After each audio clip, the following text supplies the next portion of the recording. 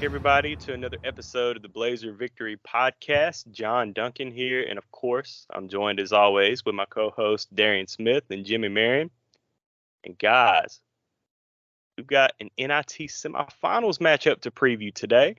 But before we get going on that, listeners, if you have not checked out blazervictory.com, definitely go to www.blazervictory.com. Friday afternoon, I dropped an exclusive interview that I had with defensive coordinator Sione Taufa'o. So, guys, if you have not checked that out, go to blazervictory.com, click on it. Thought it was a great interview. It's only like 8-ish minutes, so it's really good. You could do it on a break at work or a lunch break. I thought it was really insightful information. I'm getting really excited about this coaching staff that Trent Dilfer has put together, like the vibes that I'm getting at the practice facility. So, listeners, if you have not checked it out, blazervictory.com, check that interview out that I had with Sione Taufa'o. And also, last Monday, I dropped an interview that I had with offensive coordinator Alex Mortensen, which I also thought was a really good interview. So, guys, if you have not checked that out, blazervictory.com, or if you're listening on Apple Podcasts, Spotify, Podbean, wherever, just go back a couple episodes and you can check those out. But Darion? Yeah, and I just to add to that real quick, this is coverage that I feel like we've never had at UAB. We have a 30-plus minute interview with Trent Dilfer himself, the head coach. John has 2 interviews with both of the coordinators, offensive and defensive. I highly suggest checking that out.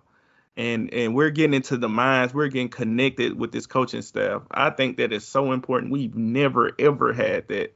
I'm glad we have Steve at 1819 that produces great content week in, week out. But we used to just have an article here and there from AO.com. That's what we used to have here. But now we are actually being a bridge audibly with the coaches. I think we should be appreciative of that. I know, for one, I'm happy of the work you've done, John. Well, I appreciate that, Darion. And, I hope that all the Blazer fans appreciate it as well. Guys, our Blazer Victory listeners, we also need you to help us out and help share that with your UAB friends, because I know there's still a lot of UAB fans that, we haven't tapped to or haven't listened to us. So hopefully we gain, more UAB listeners, especially transitioning to the American Athletic Conference soon. Big things ahead, great things ahead for UAB athletics. So again, blazervictory.com, check it out if you have not done so already. And if you have, hey, share it on Twitter, Facebook, message boards, or, with a UAB friend, just, tell them to check it out. And I hope that they like it and they end up subscribing to us. But guys, we can get into some basketball as UAB moves into the semifinals of the NIT, taking down the Vanderbilt Commodores 67-59 this past Wednesday evening. Jimmy, I'm gonna throw it to you. How, I was in the crow's nest at the very top of the arena, but how did it sound on TV? Because from in person, like, there were the UAB fans that made the trip, the Spirit Squad, the band, like it sounded beautiful in the arena. Like, UAB fans made their presence known, and it was just so cool to see. But Jimmy, were you able to kind of get that from the ESPN2 broadcast on television?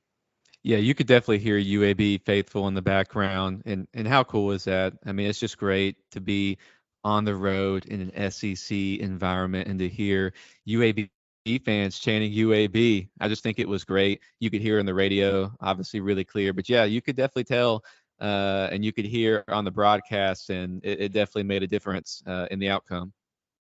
Yeah, man, it was loud, bro. Like, I was like filled with the UAB spirit, just going into a SEC environment and just hearing us take over.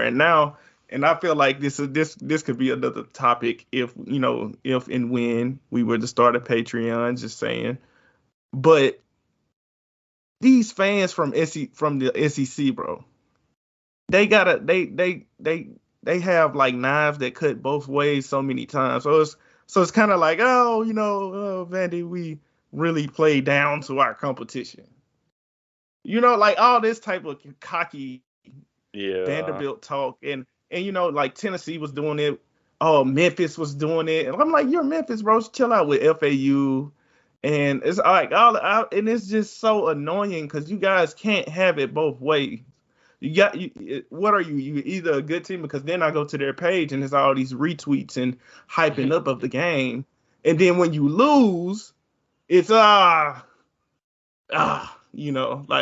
how we're not really excited anyway. And I'm just like, no, this is college basketball now. UAB is a good team. North Texas is a good team. FAU is a damn good team. Oh, they know Conference that UAC. now. Charlotte is a good team that won the CBI. So you guys know the team that we're finna face, Utah Valley State, is a damn good team. So guess what? Those teams were better than SEC teams. I remember, was it earlier in the year? I think it was Bruce Pearl.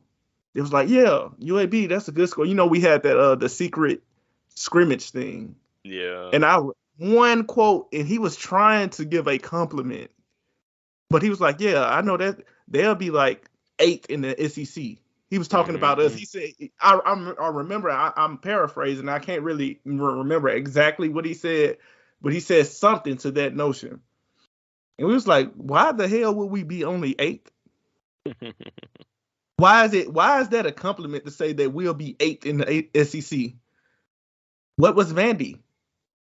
Vandy was pretty high up there, right? Yeah, they were 4th, weren't they? Yeah, they were good. Yeah. And so I don't get it, but the quote unquote mid majors, if you watch the game, if you actually watch the film and look at the teams, you will see that, that UAB team could have went far in the NCAA tournament. That North Texas team could have went far. I think Charlotte or Middle Tennessee could have pulled out a game. Yeah. And then you see what FAU doing. Conference USA was a good ass league. It was. So I know I just went on a rant and went about that because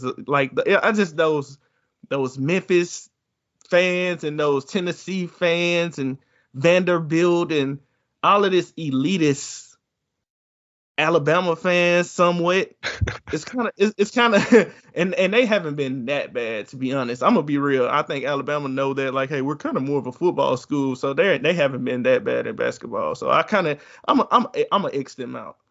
But like all the other SEC, Kentucky, all of these, it's this blue blood elitist kind of feel as if they have some kind of monopoly on college basketball. But hey, man, we got the transfer portal. We got coaches like Andy Kennedy and Mark Madsen that's allowing these guys to flourish. Dusty May allowing these guys to play, and people want to be a part of that. So don't hate on these teams for being good. Just say, damn, that UAB team, they kicked our butt. Props to them, because we are better than them. The end. Well, I'll just to add to that, Darion. Obviously, I don't think many brackets less than 2% had FAU making it as far as they did, but Conference USA in the last decade has been successful in the first round of the NCAA tournament, whether it was UAB or Middle Tennessee. I believe they had back-to-back first, weekend wins in the NCAA tournament, Marshall. So I certainly, when I look at a bracket, I'm almost, looking at Conference USA to make that, first round win, that first round quote unquote upset. So yeah, we're not getting the respect, and it's really good to see just nationally how many people are calling out that whatever it is, 15-1 record. There are 8 teams left. Look who they are. Opportunity to win the NCAA, the NIT, the CBI. So it's really cool. And the coolest part about it is all these teams are going to the American, including us. So that's what's up. Yeah, I just hate that Conference USA is getting all that money, though.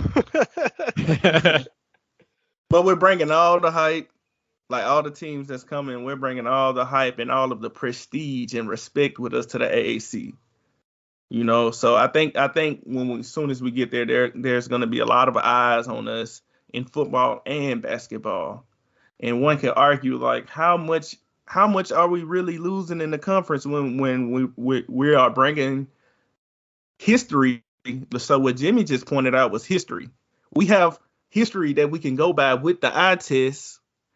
So stop trying to say like, oh, this little league, like look at them, they got to upset it. Well, we got histories of upset after upset after upset. Like at some point, when is it just respect? When is it like, hey, maybe we should put 2 or 3 of them in? Because I don't think it's just an upset anymore, right? But maybe we just need to give them their respect and see that they have history, that they have the eye test, they have the coaches, they have the roster construction. Like they have the fan support, they have the stadiums. Like I don't know what else do you need to just be respected? At some point, we travel. We'll travel to games and take over SEC coliseums. You know, so yeah. Ancient I just like Coliseums. I like. Do you call them ancient coliseum? No, the Coliseum that they played, Memorial Gym, was an ancient Coliseum. That thing was old.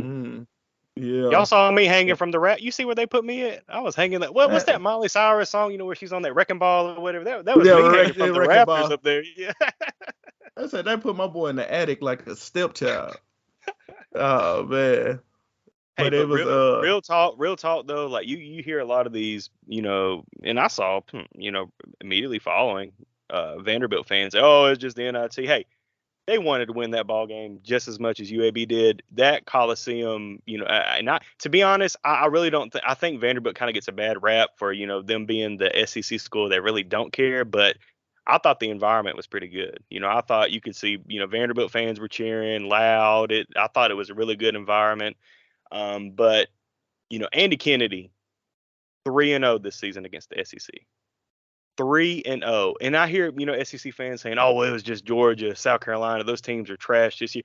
At the time they played, well, maybe South Carolina, but at the time UAB beat Georgia, Georgia was popping off. Like, Georgia was doing pretty good.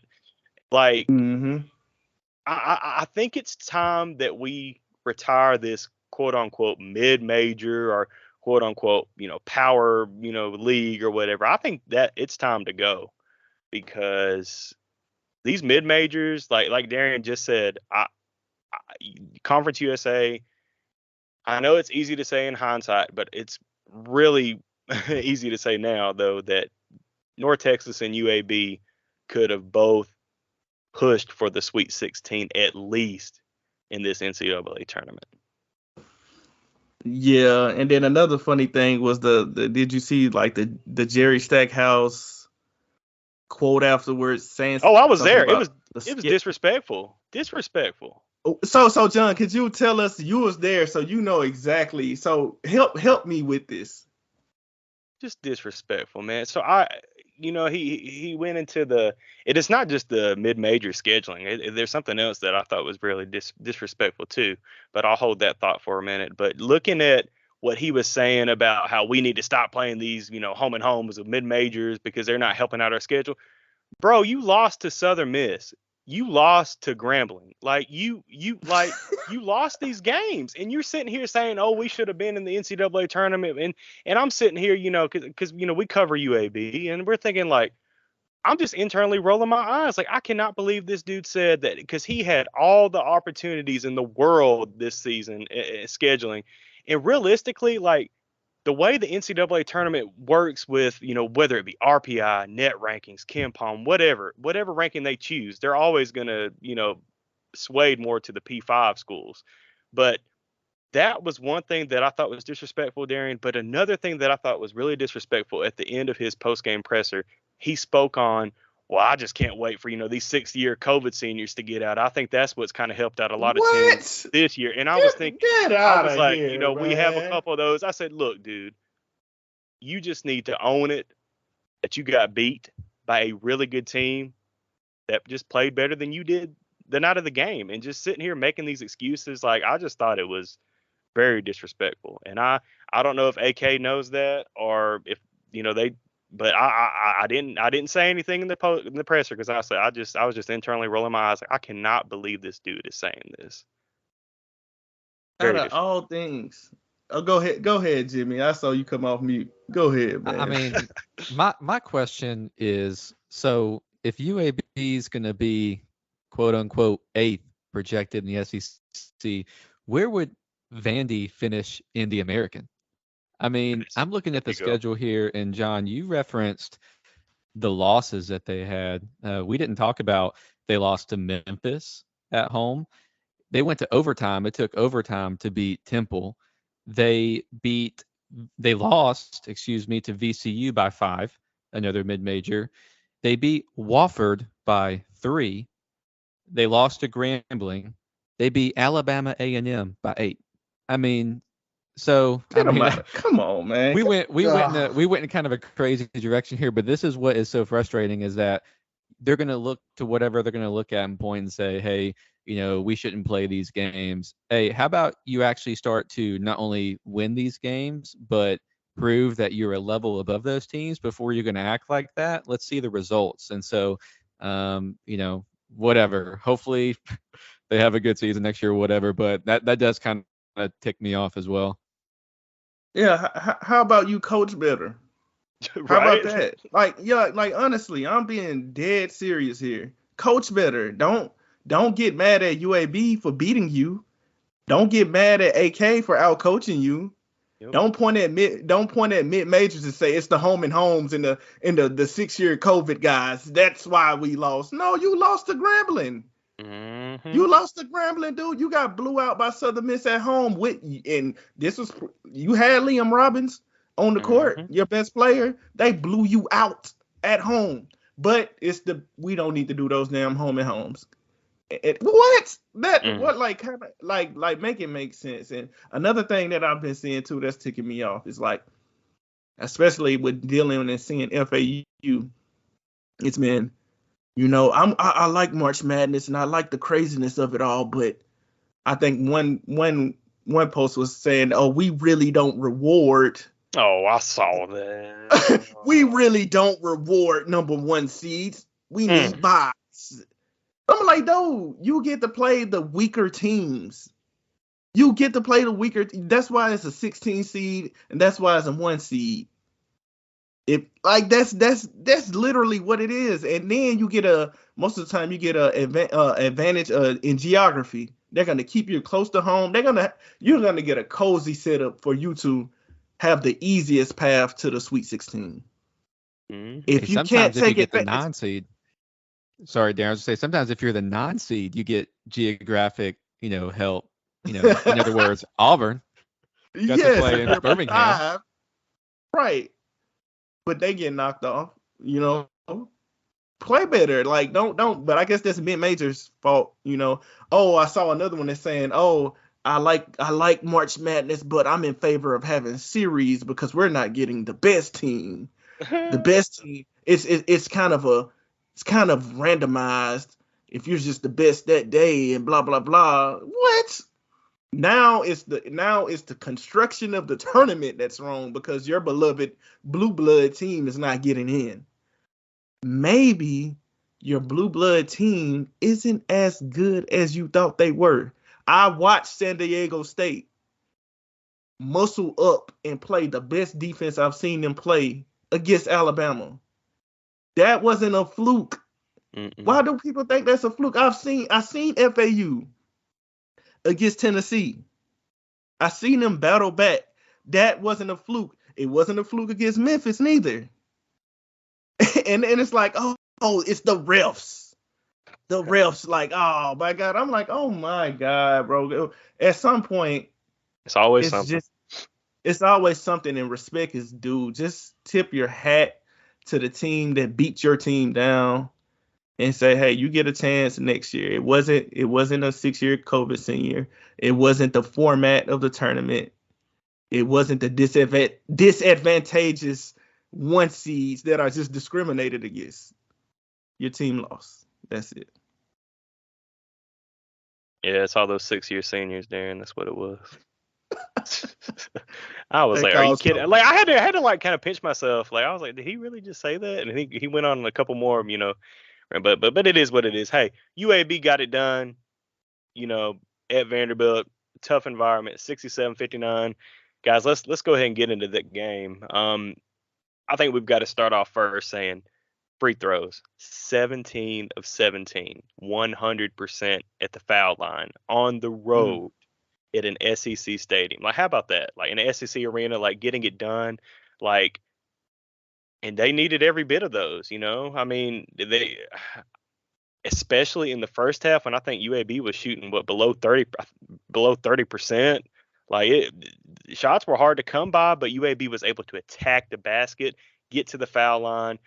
You know, really love what I saw out of Taven Love and KJ Buffin. You know, guys at Trey Jemison, of course, with another double-double, but, you know, just attacking the basket against a quote-unquote Power 5 opponent, you know, and just willing and dealing against them. So I think we do have to start there with the free throw line, and then look at Vanderbilt, 1 of 5, 20%. I don't know what was going on with there. I don't know if they were scared of Trey Jemison or what the deal was, but UAB played really good defense, I thought, for the entire game. And you know, Jelly was able to find himself that second half because let's be honest, guys. You know, that first half we're thinking like, oh my goodness, here comes Morehead State again. You know, a Morehead State performance where Jelly really struggled the previous game, just banking any 3-pointer.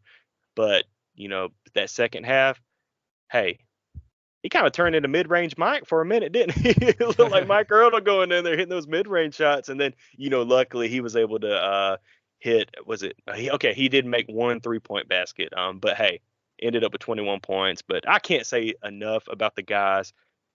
I don't care, you know, what Vanderbilt fan or SEC fan, you know, says that, oh, it's just the NIT. No, if you were in that arena Wednesday night, you knew that both of these teams really wanted this dub, and UAB just, you know, wanted it more and played better than Vanderbilt. You know, there's no excuses. UAB just played better than Vanderbilt, especially that second half, outscoring them by 11 points. But I'll shut up talking. Darion or Jimmy, what are your thoughts on this ball game? Hey, I was going to point out for those of you that were on the Twitter space at halftime, we were looking at the stats, we were talking about how we Hey, were shout out to you guys handling that Twitter space, man. I was so proud. I couldn't say anything because I was in the arena and, you know, hanging from the rafters with the speakers, but I was able to listen somewhat. Good job, guys. Good job. Well, I thought it was awesome how Darion had pointed out, really, if Jelly starts, and I'm paraphrasing here, if Jelly starts making his shots, like, we are in good shape. Yeah, we're down 3. We don't have the halftime lead, but it's a 1-possession game. Jelly's 1 for 10. If he starts hitting shots, we got this. And what happened, John, you've already referenced. He went 1 for 10 in the first half. He went 6 of 12 in the second half.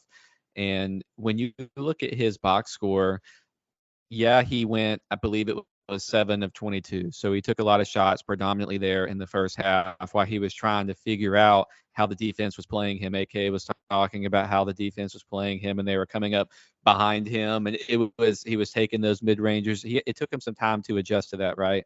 But not only did he make those shots in the second half, but you look across and you see the 7 rebounds and the 7 assists and the 1 turnover. I was going back to Vanderbilt's last 16 games. I believe they had won 15 or 14 out of the 16, whatever that number was. And there really wasn't another guard who did what he did across the full stat line like he did. Of course, there were people that went off and might have had 25 plus against Vanderbilt, but to see that 21, 7, 7, and only 1 assist in the minutes that he played in that type of environment was truly just special. You know, I think it was our friend Steve had made a post, and, you know, even I had said in Twitter, like, hey, Jelly struggled to find his rhythm, which is truly a compliment. Like, that's a compliment that he has been shooting much more efficiently, and we're accustomed to seeing Jelly put that ball up in the air and it going through the net. That was not the case in the first half, but that did not dissuade him from having a stellar second half, and we needed every single bit of it. So I was just really proud of course, the whole team. I want to give a special shout out to Jelly for just the way that he performed, especially in that second half, but the way that he impacted the game in other ways. And that's the true mark of a elite player.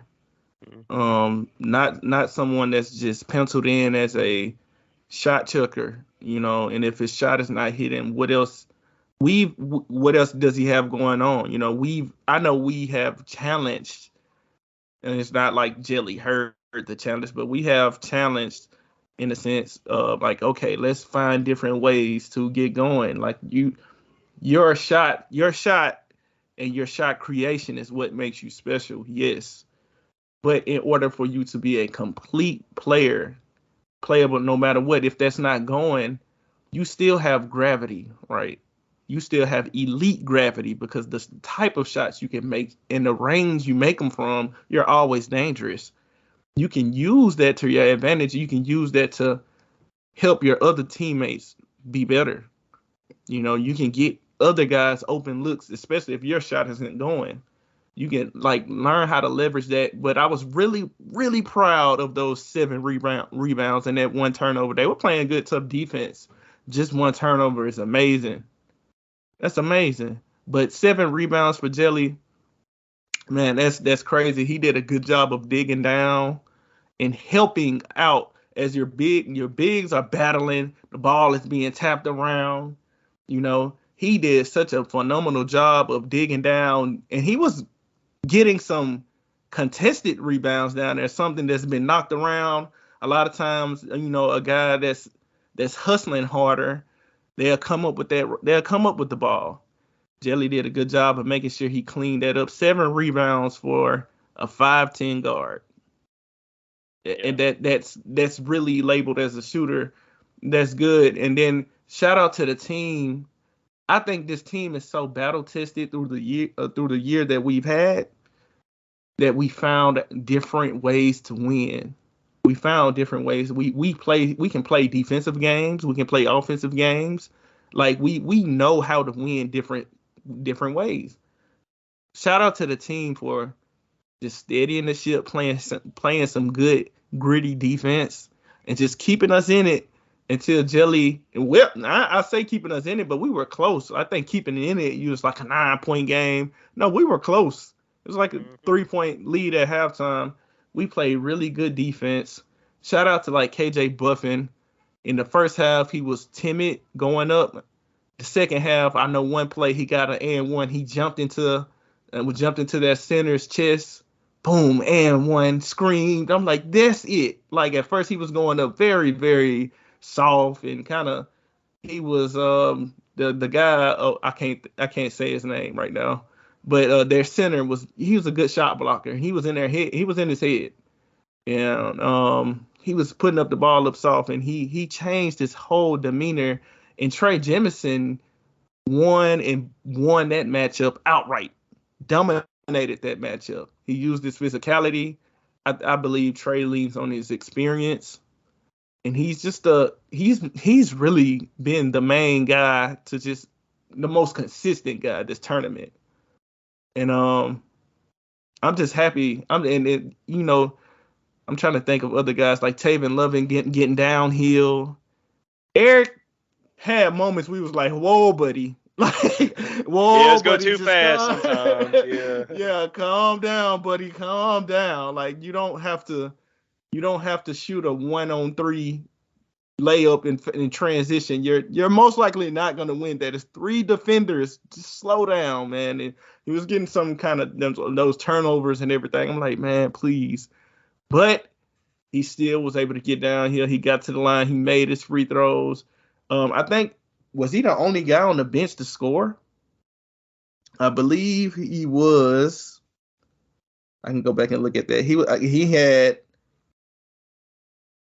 the only guy on the bench to score. Yes, and he had 14 points.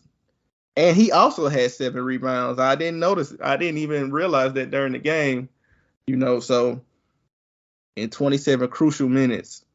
So, I mean, he was very much needed. I know it comes with, sometimes it can come with some hair pulling out. But we needed his athleticism. We needed his playmaking, his scoring, and his rebounding. And he played good, solid defense. I think the defense, especially on Magnon is not a shooter. That's all I kept saying. This guy cannot shoot. I was tweeting this out. Like historically, he's made some shots during the tournament. But I went back and I looked at the shots. That's why context is important. He was wide open on those shots. They gave him those shots. I'm not saying just leave the guy wide open. I'm saying soft close out. He has a very slow release on his shot. You got time to get there. You can still contest, but play off of him. He wants to get to the rim. We did a very, very good job for, I say, 90% of the game of playing off of him, going under screens or switching under. Not playing up. We made him make some tough shots. He still made some tough shots, but you live with that. But I feel like we frustrated him. We took Tyron Lawrence. We kind of took him out of the game. That was the most consistent guy. And we played some really good defense. So shout out to the team. And it was a good win. Yeah, definitely. And shout out again. I just want to give a shout out again to Trey Jemison. I mean, 17 points, 8 of 10 from the field, got the and one free throw, 12 rebounds, another double-double. And I agree 100%, Darion, what you just said, that he has been, the guy this whole NIT and really the Conference USA tournament as well. He has just been playing his best basketball that he's played his whole career at UAB lately, and it's just so fun to watch. And it's just one of my favorite moments in that game against Vanderbilt was the transition dunk pass from Jelly Walker to Trey Jemison to get that dunk. And at the time, I really didn't realize how close that was from being swatted down by Vanderbilt center, I believe. But my goodness, shout out to UAB men's basketball Twitter account for doing the slow-mo on that. It might have been Dustin that got that video, but man, like that was my favorite moment in that game, because when that happened, it was like, oh, okay, UAB can really do this. It's UAB's game now. Like there's no turning back. So shout out to the team, like Darion said, 67-59 UAB beating Vanderbilt in the quarterfinals of the National Invitational Tournament. Jimmy, any last thoughts before we go to Utah Valley? No, let's talk about them Wolverines. Let's talk about those Wolverines. So UAB will travel down to not Madison Square Garden in New York. This year's tournament will be in Las Vegas. UAB will take on the Utah Valley Wolverines Tuesday night at 8:30 p.m. Central Time. Golly, I wish it wasn't so late. But again, hey, national headline, ESPN2. So really good national exposure again for UAB in this NIT tournament. And guys, I mean, obviously they've got Utah Valley's got to be a good team to get to the semis of this NIT. But when you kind of put on the film for Utah Valley, you're like, my goodness, this team is really good. Like, it's not really just one guy for this team. Like, they've got a couple dudes that they can spread it around. And not to mention a 7-foot center in the middle that, likes to block shots. And the good thing, I think, for UAB is, we faced a couple teams that do that, whether that's FAU with Golden or, Western Kentucky with Sharp. I mean, UAB has kind of faced those teams this year. And, Darion, what you said a few minutes ago earlier in this episode, like, UAB is battle tested. So UAB has seen teams similar to Utah Valley. And I think that helps UAB in this matchup. But one guy, other than the center, that really pops off to me in film study, especially looking at that game against Cincinnati and the game prior against Colorado, is Woodbury, Trey Woodbury, the number 4. He's their senior guard, 6'4", 200. Only averaging 13 points a game, but when you watch his film, like he's the guy that the offense runs through. Like, he is getting assist after assist. I think he averages 4.7 assists per game. So I think it really the offense really revolves around him. But Darion, does anything else pop off? I know there's some other dudes on this team because I saw some other dudes too. But to me, the guy to focus on for UAB is going to be the guard Trey Woodbury. Yeah, and I think Jimmy is eager to get after the Wolverines real quick. I saw that he was off of mute, so I'm a swing it. John, you just passed it out to the perimeter. The defender just closed out on me. Is it Jimmy Meter? Is it Jimmy Meter time? Well, no, I'm just saying the defender closed out on me. You kicked it out. They doubled you in the post. You got to see it visually. They doubled John in the post right there. John kicked it out to me, and the defender ran to close out on me because I'm a 40% 3-point shooter. I swung it to Jimmy, and I'm gonna let Jimmy cook real quick. I'm gonna try not to airball this opportunity real quick. So, hey, John said earlier, I mean, you don't get 28 wins if you're not a good basketball team. You were talking about Trey Woodbury, and he certainly pops off too. Something interesting about him is that he's actually from Las Vegas, so he started off his career at UNLV, so he's definitely going to have some local fan and friend support, in that building. Stylistically, what's nice about Utah Valley is that they are pretty much the complete opposite of some of these other teams that we've seen, like a UNT or a UTEP or a Charlotte, and like in that they like to get up and they like to run. So they rank top 50 in the country in tempo. And another interesting thing about them is just that they are the top shot blocking team in the country. So we'll talk about what impact I think that may or may not have on the game later. They do a good job of the defensive glass or on the defensive glass, not so much on the offensive side in terms of offensive rebounding. And they, like us, they're good at getting to the free throw line and converting. So they're top 50 as we are in free throws attempted and free throws made per game. But for me, when you look at just we like to, in our previews, talk about starting lineup and matchups. And one thing that's very interesting about this Utah Valley team is their length and their athleticism. So they are, in terms of average height, they rank number 37th in the country. And their starting five is 6'4", 6'4", 6'4", 6'9", and 7 foot. And only one player in their 8-man rotation is smaller than 6'4". So when I look at that and we think about jelly, I try to, picture in my mind, is there, how are we going to match up defensively? And when we think about Woodbury, who do we start on Woodbury? In my opinion, I would be surprised if we didn't start the lineup that's got, Brewer in the ball game at 6'7". I think that he might get that initial matchup on Woodbury. And, potentially you could see Taven Lovin as well that's trying to match up against him. But kind of what were kind of your thoughts, Darion, as we shifted back over to you, as you think about this matchup, you think about their players and kind of what they bring to the table? Yeah, first of all, this is a good ass team. Let's start there. If Bruce Pearl was given if he was like letting us know about this team right now, he would say that they could finish 8th in the SEC. That's how good they are. But they have their athleticism. As you pointed out, their athleticism is what pops off. They have got a lot of guys that can get up. Like all of these guys can dunk on you at any point. But then they play, and I wonder if this is an extension of their coach Mark Madsen, who won a ring or two while he was with the Lakers as a backup.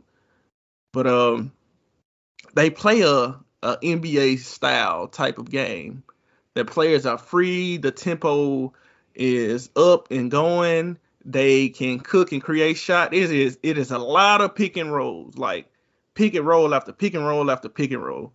Their center is he is a good, I believe he's an NBA prospect because he is athletic as hell and he's 7 foot. He can run like a deer. He gives a lot of effort. He's not, when we think of 7-footers, we kind of think of like Victor Golden for FAU or somebody like that. That's and I'm not saying that Victor is not a guy that's swift or anything like that, but they're kind of plotters. They can kind of protect the rim. We kind of think of like Darion Sharp. Like this guy is 7 foot, but he can run and he can jump. Only thing about him is he is not big. You know who is big? Trey Jemison. Yep. So the first thing I noted about this team is they have the athleticism. They can shoot. All of their guards can shoot. Now the two bigs, they don't shoot 3-pointers at all. I'll talk about Fuller, the four man in a second. But yeah, all of the guards, they can shoot, they can get hot. So I think we have to play up on them, and they're going to give us a myriad of pick and rolls. And the thing they like to do is I love their roster construction and how they put it together. Bandago, the center, and Fuller, the four man, they both are good athletes as far as in jumping explosion wise, but they are not guys you give the ball to and tell them to cook. Like they don't have any Javian Davis. I didn't really even see too much of the Trey Jemison hook shot type stuff on them. Will they go up and dunk the ball? Will they block the shots? And do they have good hands? Yes, but like Fuller in the post, if you give him the ball and just leave him on the island and tell him to cook something up, a lot of times he was losing the ball. On the other hand, I saw him catch a lob from half court. That was sweet. So, yeah. yeah. So, I mean, these guys are good passers. They're good athletes. I just think you need to know how to defend them. So you have to be physical. They're not very physical. Besides, I think Woodbury he's 6'4", 200. He's built like Taven Lovin, but he can really get up and he can really shoot and he can cook with the ball some in isolation. Justin Harmon is another guy on the wing. He's 6'4". Him and what's his name? I don't want to say it wrong. Darthur. They're 6'4", but they're more wiry kind of guys. Like they're long and wiry. And they don't have that aspect of physicality that Woodbury has. So I think our guys has a chance. Like Jelly, I probably would put him on Harmon, but I would tell Jelly to be all. Jelly is quick. I would tell Jelly to be all in his grill. These aren't guys like Janelle Davis that kind of use their physicality and post you up. We've had a couple guards like that. And we struggle with those guys. But I think that we can match up with these guys really well because we have Taven Lovin, we have Ty Brewer that we can put on Woodbury and say, hey, if you want to be physical, you have a shot at it, you know. And I think Jelly can get into Justin Harmon. Justin Harmon is not big. He's explosive, but he is not big. He's not a strong guy. And then we can have Taven Lovin guard Dartmouth, and they're like the same size. Taven is just bigger. And I think we roll with that. I think we make sure they can't utilize their athleticism. You know, like don't let these guys, they're gonna try to pick and roll alley-oop. That's how they get those two guys, Fuller and especially Bendango. That's how he gets involved in the game. If he ever gets the ball on the post one-on-one against Trey Jemison, nobody double down, nobody help. Let him try to cook. That's what you do. You let him. But I'm looking for Trey Jemison to dominate on the boards because of his physicality. I saw them play one game I went to, and I was watching. I saw they lost to Tarleton twice. They beat Tarleton once. I'm like, what is it about Tarleton was a mid-team. Tarleton's tallest player is 6'7". So, and they start 1-6-7 forward and 4 guards. That's how Tarleton play. Tarleton was they won by pushing them around. And that's when I realized, I'm like, I kind of was thinking that when I watched them play Cincinnati, but I was like, oh, just be physical. And one thing that I know about this UAB team is like we win in different ways, and one way is being physical. That's what Trey Jemison has been doing all tournament and CUSA tournament. He's been physical. He's been pushing guys. Ty Brewer did it. We saw Jelly get down there and do it. We saw Taven Lovin. We saw KJ Buffin do it. So our team we have good athleticism, but they are next level with the athleticism. They don't have our physicality at all. So you know how you neutralize the shot blockers? You jump into them. You use your strength. You use your body. Don't go up thinking, because if you just go up thinking it's sweet or just trying to challenge him vertically, Bandago, you're going to lose. He's an NBA prospect in my eyes because of his fit and what he can do. I think that Trey Jemison is a bad matchup for him because he's just kind of too little for Trey. So, And we'll see. I think that'll be the key matchup to watch. Can we neutralize Mendigo? I also saw when they played Oregon. Oregon had a big, strong center. Guess he neutralized. He took Mendigo out of the game. Basically, the guy had 17 points, 15 rebounds. I think Bendigo probably had 4 points, 6 rebounds, or something like that. It was just not a good game. Probably his worst game of the year because he went against a legit center. But guess what? Utah Valley State still won that game because they have a starting five that's very cohesive. They play with each other all year. They all know their roles. So, and we're going to have to at least take 1 or 2 of these guards out of the game. We can't let them get just basically what we had to do with Vandy. We're going to have to do the same thing with them. And make sure that the Fuller guy, he can't cook on his own. He can't. We have to make sure he doesn't have his opportunities to use his athleticism. He's a smart player too. I think he knows his limitations. Make him obsolete, and get back in transition. Don't let them run and gun in transition. Hustle back, be physical, and go from there. And I think we can win this game. Yeah, I think so too. Now, I would put probably Taven Lovin on Woodbury, but tell Taven that, hey, Woodbury is, he's a really good shooter, but he can also shoot the 3-pointer really well. He's a 40% 3-point shooter from the year. So you'll have to tell Taven or Ty, but I would put Taven Lovin on him and just tell him to kind of play him really close to not let him get any good open looks at 3-point. And as a team, Utah Valley is not a bad 3-point shooting team. So just really be careful. Look for the driving kick from Utah Valley, but really that's all I had to add. Jimmy, anything else to add, or can we put Utah Valley to bed for now? We can put it to bed. Are we hopping into the Jimmy meter? You know what time it is. Jimmy meter. Jimmy meter. Let's go. Okay. All right. So a couple things we're going to look at. We're going to keep things, for the most part, simple, but I'm going to go through 4 trends that I've noticed within the 8 losses for Utah Valley. And I'll take a quick stop after each one. That way we can kind of talk about it, and then I'll go to the next one. But one key emphasis I want to look at and talk about first is offensive rebounding. So in my opinion, based on some of the stuff that we've been talking about, our physicality and really our strength all season long in the offensive rebounding category, is that we've got to be in double digits in terms of offensive rebounding. So that's 10 plus. So in all 8 losses, Utah Valley's opponent has grabbed at least 10 offensive rebounds.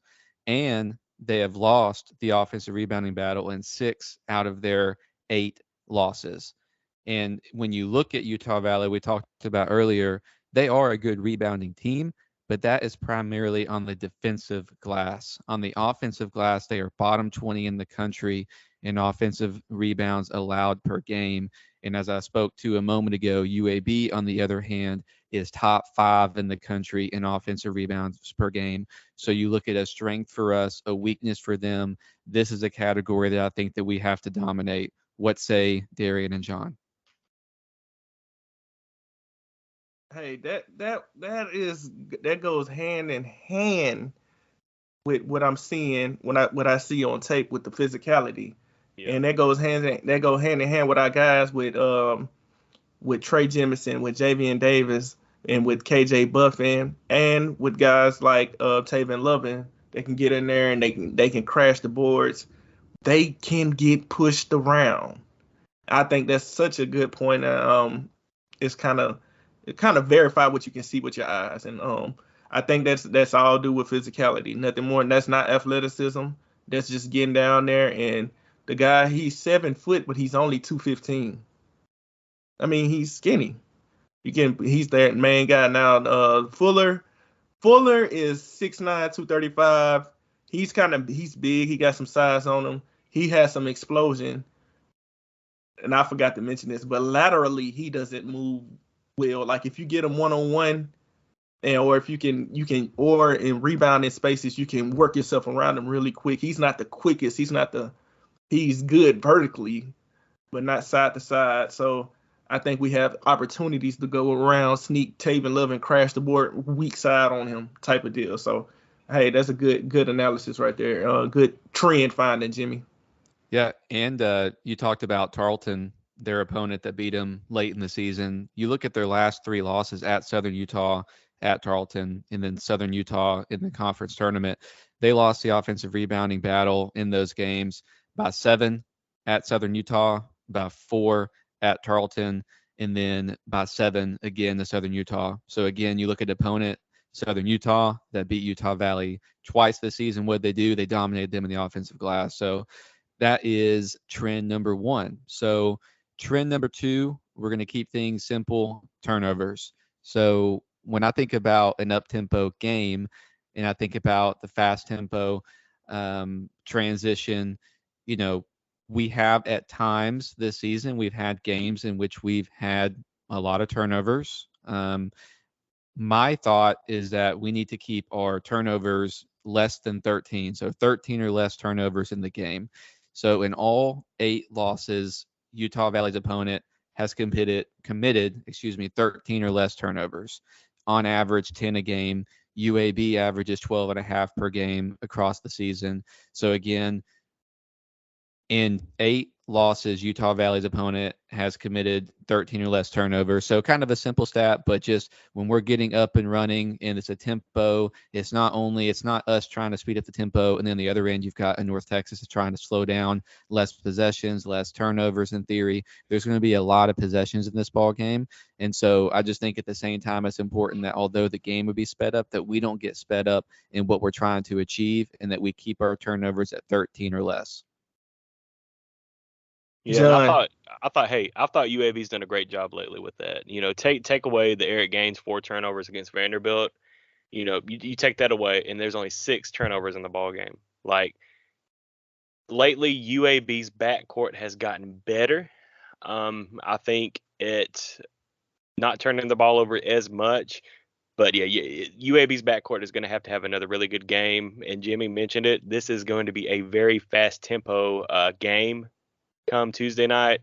So our backcourt's going to need to be really careful. Hey, Eric, if you if you're outnumbered 3-1, hey, you might want to just back that ball back out and just start fresh instead of trying to do too much. And that's not slighting the guy. I mean, because Eric's just trying to make a play, and that's what Eric gains. You know, his his athleticism. He just wants to make that play. But in this game, we're going to need to kind of slow it down at times. And that's kind of like, you look at an FAU type of a game. That's kind of how FAU beat us. UAB was just going too fast and getting too sloppy with the ball at parts during that game. So definitely point of emphasis for UAB's backcourt to handle the ball well in this fast tempo light game. yeah, I was actually for the lob that Eric point to. Y'all finna say, John, this sounds like a game where we're like, hey, Eric. Whoa, there we go. Let's slow down. But yeah, you've already made the point. All right, guys. So let's look at trend number 3. So let's talk about 3-point shooting. So in my opinion, the goal for this game, UAB has got to make more than 5 threes. And that sounds easy, right? Easy enough. Well, we know in the Vanderbilt game, we had just 2 3-point made, and Utah Valley defends the 3 ball really well. They're holding teams to around 30%, which is top 25 in the country on the 3 ball. And so far in the NIT, they have held New Mexico to 3 3-pointers, Colorado to 4, and Cincinnati had 6. So through 3 games, they've allowed 13 made threes. And for the year, their opponents are averaging just over 6 3-pointers made per game. And in my opinion, I really think that we're going to have to get close to that mark, because that means one of 2 things, or it could mean both. It could mean that we have a big jelly game, which we did, as we talked about, against Vanderbilt, but just in a little bit of a different way. But again, I think that it's going to be important for us to get more than 5 3-pointers made in this ball game. What do you guys think? Yeah, I like. Oh, go ahead, John. No, you go ahead. I like how you brought up like how well they defend the three, and I think it's how do they get there. Well, I think Bandego, like when it's on screen and rolls, I think Bandego like to play. He likes to play drop a little bit more, but he is mobile enough to come up, and he doesn't mind. He is a mobile 7 foot. I can't stress that enough to people that he is a mobile 7 foot guy. He is not a plotter. He is a true athlete out there. So he can jump and he can contest shots. But I think what they are so good at defending the three is because he allows those guards at 6'4", so they have all of them have solid size. He allows them to play very aggressively around those. So they're gonna chase over. They're gonna make sure you don't. So if a jelly, gets a screen, they're gonna be very aggressive getting over that screen. Um, what Jelly did learn was against Vanderbilt he adjusted to the intermediate game. So one thing that we can do on screen and rolls, I can kind of see it happening is we can kind of get if we can get Bandego lost in no man's world. Like what are you gonna do? You're gonna protect the rim or you're gonna come play up. Even if Jelly misses those shots, first of all, that's a good quality shot from the free throw line. Secondly, now you have Trey Jemison in position to get a good offensive rebound because he's going to be below the center. The center has to come up and kind of discourage that mid-range kind of floater shot. So I think we have a shot to get in there, and then if we get that game going, it'll cause other guys to help down. It'll cause some drive and kick opportunities where a guy like L.A. Brewer will be important because he's a guy that can hit those standstill threes. Maybe Tony can knock down a three or two. That'll really really help us out. Any threes that we get from him is a good thing. Well, Eric has shown his 3-point stroke has very much been better as the year went along. Will he be able to knock down those threes? And what version of Jelly will we get in this game? This is not a North Texas type of team. They're very up tempo. You can catch them sleeping. And in these type of games, this is where Jelly can go on those 9-0 Jelly made 3 3-pointers. Just like real quick, bam, bam, bam. And he'll heat check them. So this is the type of game with this type of tempo. This is where he can get loose and be free. We thought that against FAU in the championship, FAU did a good job of just killing us that game, and Jelly couldn't buy a shot. He can do this against Utah Valley State. So will we get heat check Jelly? Doesn't really matter how you defending. I think that's an important context to this as well.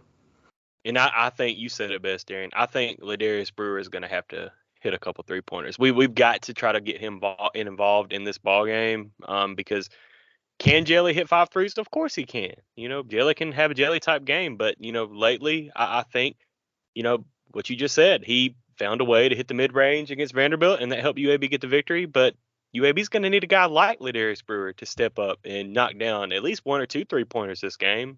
So definitely look for UAB to try to get him the ball early on to help build his confidence and try to get him going. But if he can't, hey, like Darion said, Tony, or Ty Brewer, or hey, even KJ can hit the 3 every now and then. So, but I definitely I want to look at and see how Ladarius Brewer reacts to this ball game. Yeah, one thing for LA, I feel like the last couple of games, especially here in the NIT, that he's really just had some unlucky fouls, and he's found himself in the game he comes in, picks up two fouls real quick, and he's sitting out the rest of the half. And as a high volume rhythm shooter like he is, I really like that point, John. We could absolutely use 2 threes for him off the bench, much less if he got 3. I'd feel super good about where UAB is positioned for this game. So last one here real quick I wanted to hit on is in the assist category. So in my opinion, UAB needs to hold Utah Valley to 12 or less assists. In 6 of their 8 losses, they've had 11 or fewer assists, and they are top 20 in assists per game at 16.1. So holding them to this number would be an indicator for me of how locked in we are defensively. Just as we were against Vanderbilt when they had 9. Utah Valley, when you have the type of offense that they have, the run and gun style, the 4 guys that are averaging double figures, when they get that ball moving and they get that confidence going, and they've got these Darion's reference, these lobs to their center that's like Clint Capella in the NBA, catching these lobs and dunking and, grabbing defensive rebounds, and that confidence gets up.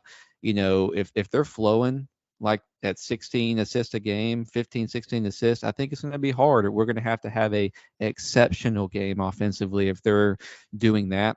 But I think if we can hold them to 12 or less assists, that will be a good indicator for our success.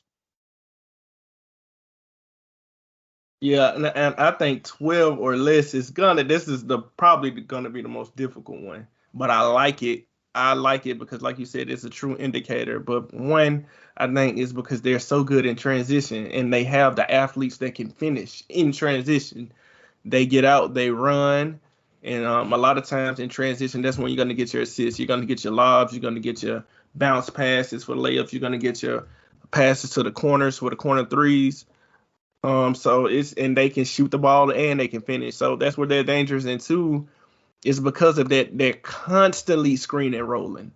Constantly, because those guys, Fuller is not a shooter. Bandango is not a shooter. They aren't post up guys to get their own number. They don't call their own number. They'll probably do that. I saw Bandango do that once that Cincinnati game. I think he made one little hook shot, and honestly, that was kind of awkward. So they utilize those guys and they utilize their vertical strength, especially Bandango's. Like, all you got to do is kind of throw it up there around that in the area, and he'll flush it. So that's gonna be tough because it kind of forces you to pick your poison, right? Like, all right, you're gonna play drop coverage. Hopefully, our guys can. From what I'm getting, is the best thing we can do is play exactly how they play. We keep guys in drop coverage. We keep our bigs hanging low, and we have our guards be aggressive going around those picks. Like, run them off of the 3-point line, make them challenge you at the rim. Like, try to funnel them to your center, but force them to be drivers or force them to be mid-range makers all game. If you have to pick your poison, that's the poison you pick, and you live and die with it. I love it. I don't have anything else to add. Was that all 4, Jimmy? Was that the 4th? Well, there's one bonus one that I was thinking of as we were talking, and that's when their center packs your shot, shake it off, because that dude is going to pack your shot at some point during this game, and he's just really good at it. And don't let that get in your head, UAB. In fact, I personally think that that's probably leading to some of these offensive rebounds that they're giving up, is their assertiveness to go after those blocks. If y'all remember #BlockingHam. So if they're trying to block shots and they're leaving their guy to try to get these blocks, great. Like, let our guards get into the lane, dump it off to one of our bigs. That way they can get easy buckets down low. And yeah. And then one last thing, just wanted to give a shout out to one of our loyal listeners, Alex Fant, if you're listening. Alex Fant is stationed out in California, and he is going to be at the game in person. He's taking time off to go. And so he called me right after the game the other day. So shout out to Alex Fant. We appreciate your service, man. And we hope that you have a great time there in Vegas. That's awesome. Definitely hope he has a good time. Yeah, that's pretty cool. Shout out to Alex. Bring the dub home. On that shot about them blocking, I wouldn't want to say with Malora Brown, the center from Vandy. We talked about that, how they got into KJ's head, but KJ came, he shook it off that second half and started jumping into Malora Brown, getting and one, screaming in their face. I think the thing that really, really let me know that KJ really shook that off was that defensive position, to where it was very physical. I think it was Lawrence. The guy shouldered him. Like, KJ was moving his feet so well, guy couldn't go nowhere. He put some strength on him. KJ fell, still swiped the ball and got the steal. I know you talked about John. John talked about the alley-oop from Jelly to Jemison. That was the play I stood up like, hell yeah, let's go. Like, that's what I like to see. That's the KJ I like to see.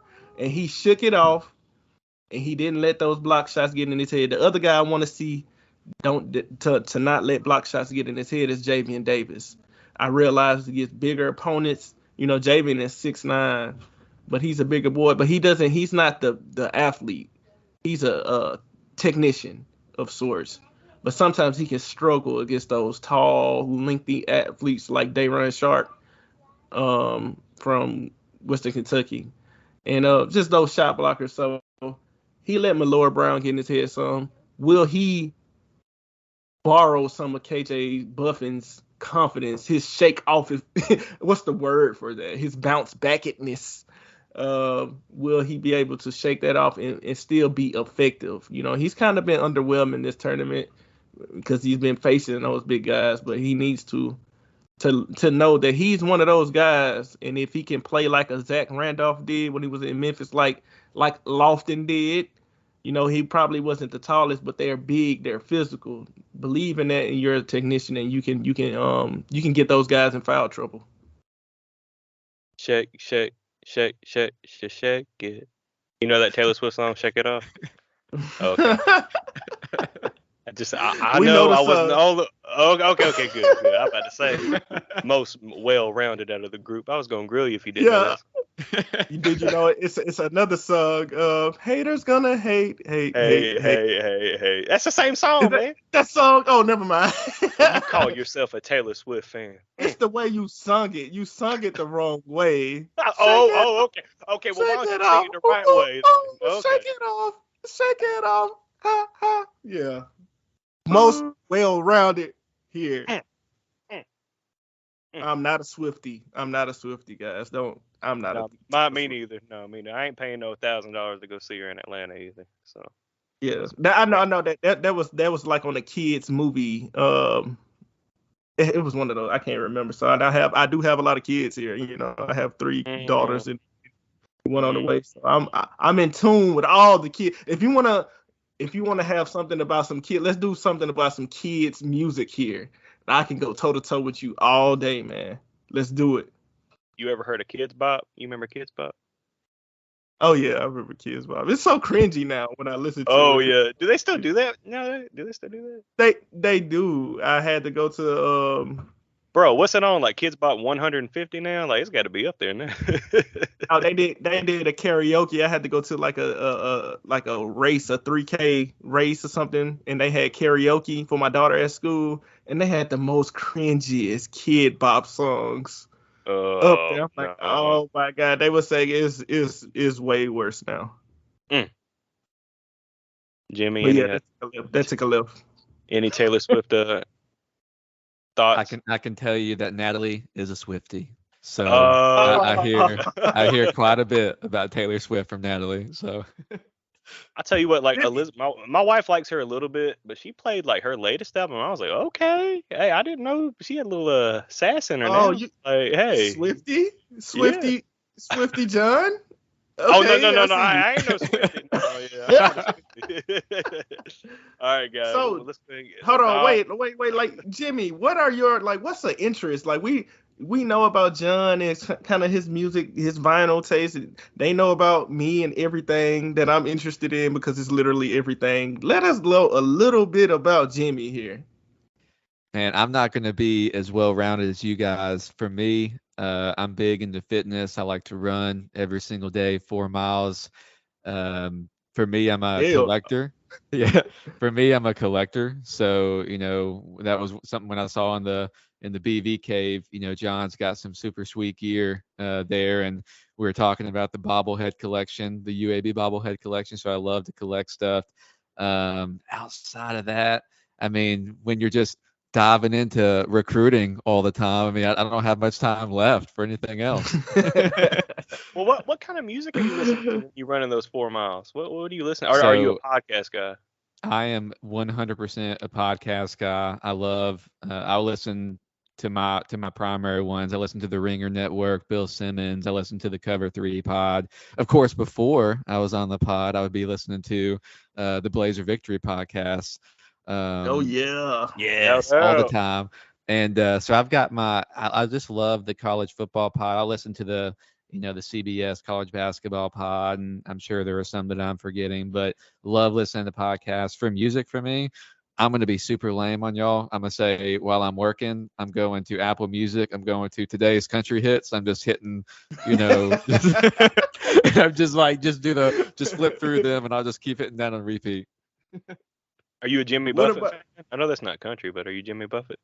I mean, I'm not gonna say no. I mean, it's all right, but for me, I'm not a big music guy. I'm not into music. I just go through ebbs and flows. Like once it starts feeling good outside, I want to listen to country. I'll switch it up. Turn some worship on, do some stuff like that. But I'm just not a big music guy. Natalie's a complete opposite. She'll be going to concerts and doing all that, but not for me. John? What's your go-to music? Let's see. It just depends on the day. Like today, I was listening to a lot of Corn. Or I've listened to, Tedeschi Truck Band. I've thrown on some Coldplay. I mean, I go all around, man. And obviously Don Toliver. I've been on a huge Don Toliver kick. Me and Brad listened to that on the way back from Nashville. I don't know if he was a fan, but we popped that on a little bit. I mean, I like a lot. Yeah, a lot of stuff, dude. It just depends on the mood, or what kind of mood I'm in. All right, and then real quick, movies and shows. Hey, I'm a What big is what HBO is it? Max. I like a lot of stuff on HBO Max. Cool. So Succession season 3, I believe, is Cool. coming out tonight. Natalie and I, we used to dive into those reality shows. We kind of gave up on that like a year or two ago, so we haven't been too much more into the Bachelorette series in quite some time.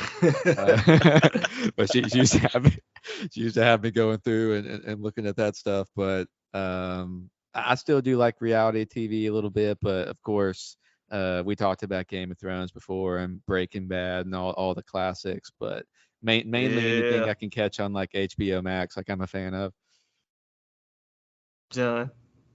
I mean, the only one I recognized out of that was Breaking Bad. I mean, I've never seen Successful Shin or whatever it is. I've never seen that. I've never seen. So disrespectful. What? I love The Office. I don't know if any of our Yeah. listeners like The Office. We're big into The I love Office. The Office. Yeah. We finished. Elizabeth and I finished You. I thought that was really well done. Just stuff on None of y'all, Netflix.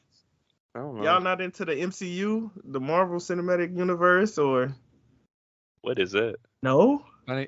Funny thing is, the first Marvel movie I ever saw was Avengers Endgame, and I had What? somebody. Yeah, so isn't that crazy, right? So anybody that's like super in the series and they're like, "What is wrong with you?" So I was like John. I was like, I don't understand like what is happening. But I got invited to go to the movies, with this group of friends. I was like, screw it, I'll go.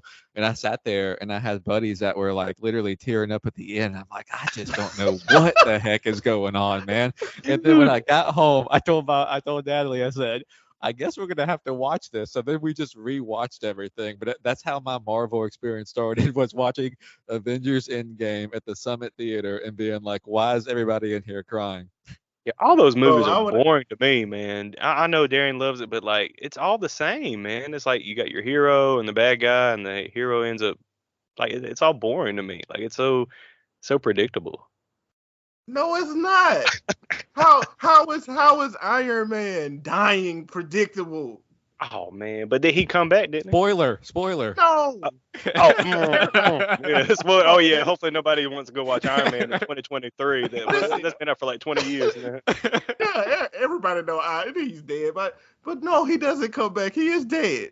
Like he's dead. Like so, like yeah, like or watching those. Yeah, I was one of those guys like holding my head up to the sky in the movies. My God, and then watching Black Panther, watching Wakanda Forever, and all the tributes to Chadwick. If you ever watched that, catch that. That's so like emotional and well written. So I love stuff like that, but I love the slow burners like Game of Thrones. So it's so beautifully written. So many moments that'll just make your heart drop. Like, what is going on? So yeah, man. I just thought it was cool. Episodes like aren't those Game of Thrones episodes like an hour and a half long? Like aren't they like super long? They can be long, Beautiful. but I also have Like an hour. equally. Ain't nobody I, got time for that. I also have They're like a an hour. equally an equally funny Game of Thrones first, watch as well. So I'm sitting downstairs in our living room here at the house, and I'm like, let me The check red out this wedding. game. Yeah, it wasn't the Red Wedding. I, It was like one of the first oh, episodes, and there was definitely some, not G-rated stuff going on. And Natalie walks downstairs, and I'm like, I promise you, it's Game of Thrones. Everything's cool. Let's talk about it. And then actually, Natalie and I ended up watching the whole thing together twice. So she loves it more than I do. That's have awesome. you checked out House of Dragons too? We got through. We're getting some deep cuts here. We watched like 2 or 3 episodes, and I looked at Natalie and I said, Natalie, I am too dumb to watch this show. I don't know what's happening. I need someone to explain to me like what is going on. And we just said, you know what, we're gonna have to have like somebody catch us up to speed. So we stopped about 3 episodes in, and we're probably gonna have to revisit it later. All right, I stop with my protruding on the shows. I just thought it was cool for the listeners to like kind of get to know us. Like I get on my anime spiel too. I'll get on that. I love anime. If you know me, you know I love anime. I'm whatever you want to, whatever it is. So I can get into everything to be honest, except I'm not a country music fan, guys. Just not. Yeah, I like classic rock, but I'm not a country music guy. We'll But get I'm you there. cool with it though. I like sitting out. I like sitting out having some whiskey. I got some neighbors out here that are country music people. We'll sit out there. We'll have some whiskey or have some beers, and we'll listen to some country. I vibe with it. I don't got. I ain't. It ain't. I'm not turning no. I'm not going out to the bar like, hey, turn on that whatever country music guy. You know what I'm saying? I can't even tell you. Only guy I kind of know, and that's not really country, but it's Sam Hunt. Sam Hunt played here. oh, that's So pop. Yeah, that's pop. that's pop music, but it's like pop country, you know what I'm saying? Yeah. But yeah, I'm not really that. But yeah, that was cool. I felt like the listeners got to know a little bit about us here, so Definitely. they can bring questions up. Well, guys, we'll be back. We're going to try to do another halftime Twitter space. So if you're not following the Blazer Victory on Twitter, at BlazerPod, give the account a follow. Give Darion a follow at TheyDread75. Give Jimmy a follow at UAB Athletics Fan. And give me a follow at John C. Duncan. And guys, if UAB is able to get the victory Tuesday night, we are planning to do an instant reaction episode. Yes, I know the game does not tip off until 8:30, but we are going to stay up late if UAB gets the dub, and we're going to have an instant reaction episode for you guys. So look for that in your feed. Darion, you want to go ahead and send us out, buddy? Yeah, and I'm open to different slogans to send out since Liz doesn't like "Let's Ride." Yeah, Elizabeth said, my wife said that Let's Ride's getting old. Well, let the listener, hey, do y'all like Let's Ride? Or do y'all think it's getting old? Let us know. And one thing I want, yeah. So the listeners, y'all come up, y'all help us out here because y'all actually give us a lot of good ideas. To be honest, I think the Jimmy meter. I forgot which listener that was, John. You pointed at, you screenshotted. I was like, that's it. That's perfect. So, also I want the listeners. I want them to give feedback if they think I'm going to wait until I have to figure out the gender of my baby when the baby is born. This will be my last child. I promise you guys, this will be my last child. This is my 4th child. I have 3 girls. So I want you guys to give your predictions. What you think? You think I finally get the boy, or is it just Team Girls, Smith girls for me? So let me know. Elizabeth, please let me know. I don't want to disappoint you. Uh-oh. I don't want to disappoint you, Liz. So oh yeah, that's who it was that came up with it. But just let me know. But this could be the last time I say it. Let's ride. And shout out to Richardson Hill for coming up with the Jimmy meter. So follow us on Twitter.